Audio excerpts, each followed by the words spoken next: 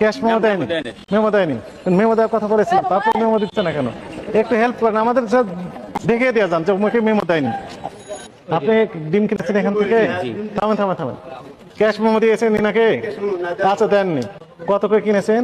1330 টাকা। আপনি বল, লেখা আছে 1300, বিক্রি করছেন 1330, আরো বেশি দামে বিক্রি করছেন। আপনি 1300 করে লিখে দিয়েছেন, বিক্রি করছেন 1330। স্লিপ তো দেননি তো, নেই। বোকামি না, উনি তো লাভ করতেছেন, অতিরিক্ত লাভ।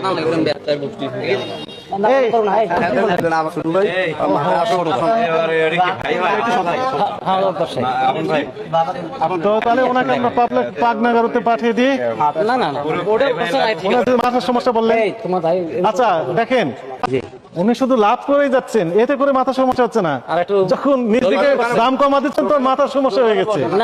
উনি মাথা ঠিক নেই, উনি পাগল হয়ে গেছেন। কি ভয়ঙ্কর কথা! লাভ করার ক্ষেত্রে ওনার মাথা হচ্ছে একদম ঠান্ডা ছিল, কুল এন্ড ক্যালকুলেটেড ব্রেন। আর যখন একটু কম দাম বলা হয়েছে তখন ওনার মাথা ঠিক নেই, পাগল হয়ে গেছে।